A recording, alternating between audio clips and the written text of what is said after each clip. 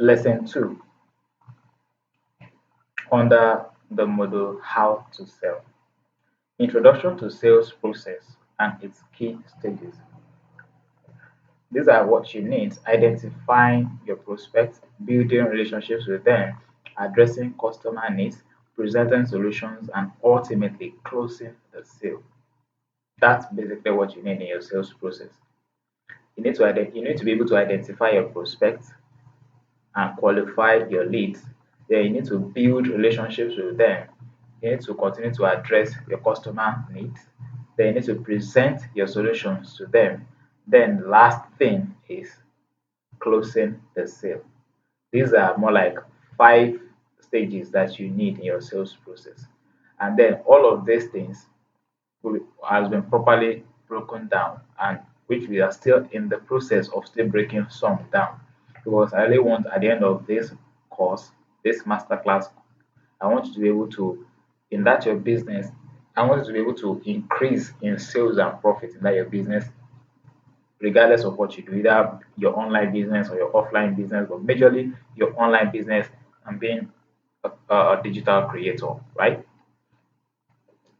Identifying prospects, building relationships, addressing customer needs, presenting solutions, and ultimately closing the sale. So you just simply put it like this: it is a potential customer's journey from realizing they have a need for a product to making an actual purchase. That is what sales process is all about. You making your ideal customer know that they have, or they have a problem, or they being aware that they have a problem. Now they searching for a solution to their problem. That is good. Now it is simply the potential customer's journey from realizing they have a need for a product to making an actual what purchase. And these are what you need: prospecting, which is the first one; qualification, needs assessment; presenting solutions; handling objections; closing the sale; and follow up and after sales. It may sound confusing to you, but I've broken all of this down, and then I've explained all of these points one after the other so that you can get it, so you can properly understand all of these processes. The first thing that you need, don't forget what it means. It says it is a potential customer's journey from realizing they have a need for a product to making an actual purchase. Now, starting from the prospecting, the first stage is to be able to identify and research your potential customers who fit your target market. Don't forget, you should always work with your target market, not just some general traffic or general audience. Now, through what? How to do that? Through cold calling or cold DM networking. What does cold DM means? You reach out as a salesperson. You reach out to people, reach out to them. Now, networking, referrals, or utilizing online lead generation tools. Talking about you setting up, you may set up a page which will be like your opt-in page or your squeeze page, where people who are interested in what you do, they first of all come to. Let's say, for example, you are running an ad on Facebook or Instagram or Google. So where they'll come first of all, and then they'll see your ad, that thing that you want to that's your message you want to pass to them. They'll see it, so if they're interested, they click on the link, and then it will take them to that your page, that your squeeze page, where they'll put their details, maybe their contact, their email, their phone number, or whichever one. So they put it there. So all of these things, they are how you prospect, they are how you look for people who are interested in what you do, right? Now the goal is to build a list of qualified leads to begin the sales engagement. Your list is very important, because if you don't have a list as a business person, I wonder who you are trying to sell to. That's why a lot of people, even on WhatsApp, that they sell on WhatsApp, they'll be like they're not making sales. They have products and they have their trainings, that their trainings, but they're not seeing people. Nobody's actually signing up for their classes. It's because they don't have enough people on their list, and then nobody is seeing what they are selling. So if nobody is seeing what you are selling, there is no how they will buy. It is not ghosts that will buy what you sell. They are people like you, people who have flesh and blood and water running through their veins, right? So Whatever it is that you want to build your list, maybe your email list, you want to build it on WhatsApp or wherever it is that you want to build it, depending on what you do, you must make sure that you have list first. That audience is very important. So imagine someone who has 50 people. You have, for example, let's use Facebook. You have in your community, you have like 50 people in your community that you're selling to, and then you're complaining of no sales or low sales. Now, that same business, that same kind of business, let's say your competitor, for example, now has an audience of 5,000 people, hot people, that is hot leads, people who are ready to buy. So you can't compare the sales that person will be making monthly basis with you that you will be making on a monthly basis. It will be different. So that is why you must continue to build your list. Continue to don't be tired. You must continue to build it. That is part of what makes you a business person. That perseverance, that consistency is very, very important. Right? Now, qualification. You need to evaluate factors such as your prospect's needs, the budget, decision making, authority, and fit with the company's offerings. You need to understand that okay, this person, what are their needs? This person, what does this person need? Is his need the same thing as what I offer? Then how much is this person? How much can he buy this thing, or how much does he have that he wants to use to buy? Then actually, because there are some people that they are not the ones to make their buying decision. Is to make the buying decision. Is it the husband, or is it that it's going to consult somebody or consult their salesman, their sales team or something before they will make a buying decision? You must be able to qualify the lead first. Any lead they are getting, you must be able to ask them relevant questions to know their needs first, just like we talked about in this next point. So, what's their after qualifying the leads, you engage with them to conduct a thorough needs assessment. Actively listen to your prospects' challenges, goals, and pain points. By understanding the prospect's requirements, you can tailor your solutions and demonstrate how your products or services can address those specific needs. So, this from your conversation that you know that okay, yes, this person is actually my customer. You have that positive mindset that okay, yes, this person is eventually going to buy from me because you've asked the person relevant question like okay, their goals, the challenges that they are facing, their pain points, and you see that everything that the person is talking about is still in line with what you offer. Like that is the solution you want to bring to the person or that you are bringing to the person will solve all of this thing that he's telling you. Then you know that eventually they're going to buy. Uh, so far, their budget is still within your range. Now, by understanding the process requirements, you can tailor your solutions and demonstrate how your products or services can address those specific needs. Then the next one is presenting your solutions. Tailor each presentation to meet the prospect's unique case and pain points. Showcase the features, benefits, and value of your products or services, emphasizing how it can solve your prospect's challenges and bring value to their business. So you must carefully know how you do this thing step by step. That's why I call it sales process. It's a step-by-step process. You don't just mumble everything together. No, it's step by step.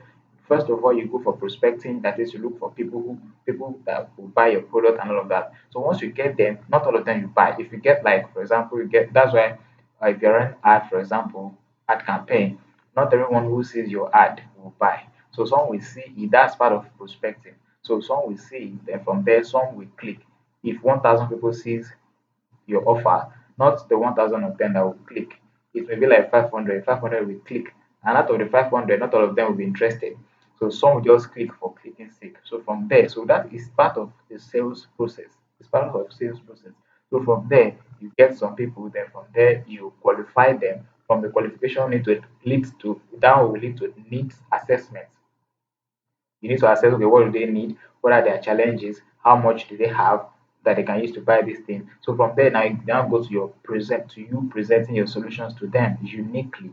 You show and how do you do that? You showcase the features and benefits. Those are the two things that sells a product. Then last one that to sell your product is the value proposition. Okay, what makes your product or your service different from other people out there? Those are the things that you use to persuade them to buy what you sell. Now, the next thing is handling objections. You should be expecting that because after engaging them in conversation and then you are very, very active in listening to them and asking relevant questions, then you will now get what they want, and then which is the product which is the solution that you offer. Then you present your solutions to them. Definitely, they have some or most of them will have an objection, or they have objections to what you said or what you've presented. You should be ready for that as a business person. So it is common for prospects to raise objections or concerns during the sales process, and these aren't inherently bad or a waste of time.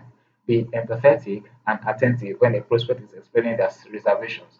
Rather than jumping in and countering their objection, find out as much as you can about why they are hesitant, so you can frame your solution in the right context by providing relevant information, testimonials, or case studies they can build confidence in and propose the solution. So the thing is that you must be ready to handle objections as a salesperson, virtually always. And how do you do this? You must first of all be empathetic. You must understand them. Listen to them carefully. That's why I said you don't be a talkative if you're a business person. If you have that trait in you, you have that trait that shouldn't be brought into your business. And the only part where you need that is just to use that to persuade them, but not encountering them all the time. You must listen to them and let them give you and let them talk, let them explain their ordeal to you. Now, the reason why they won't be able to buy now, listen to it. So with that, you will know how you will reply them. We'll still get to the lesson where we talked about how to handle sales objections later on. This is more like just like briefing it.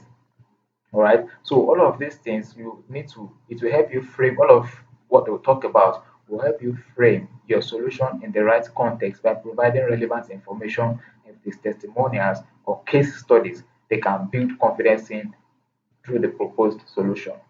Right? Very, very important. Then next one is closing the sale. Next one is closing the sale. Closing a sale should actually be one of your ultimate goals. It should result in a mutually beneficial contractual agreement between you and your prospect. So the closing stage is where you, as a salesperson, ask for the prospect's commitment to purchase the product or service. This can involve various closing techniques such as the trial close, summarizing the benefits, or creating a sense of urgency. A successful close results in a sale and the customer becomes a paying client.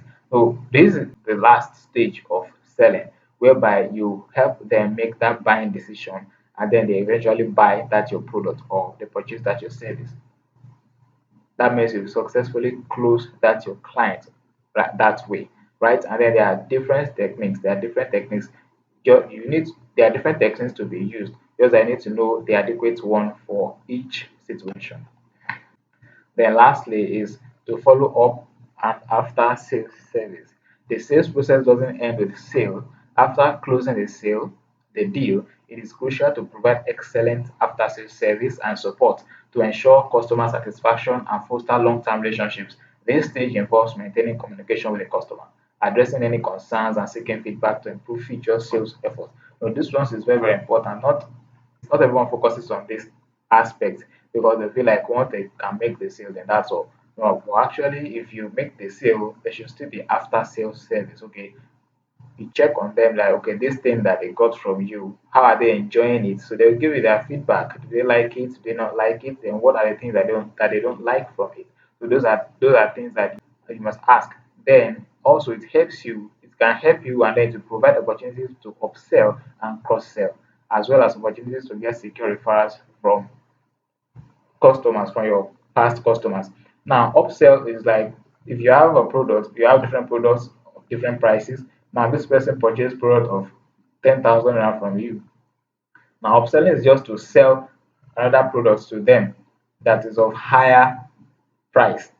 For example, someone who got product of like 10K from you, it now will come that if you're still together, the rapport is still there, you're still following up on them and all. So definitely the time will come that they may still need a product which you sell for 50K or above. So that is like how you can upsell to your to your ideal customer. And then same thing with cross-selling. What are the things that are like complementary things that you can sell to them of the same price range that you can still sell to them, right? And then to also get you a referral. You can also get a referral. So those are the importance of you doing follow-up after your sales service. So all of these things will help you in making sales. It will help you in your selling and then in your business, which is a sales process, very very important in business, right?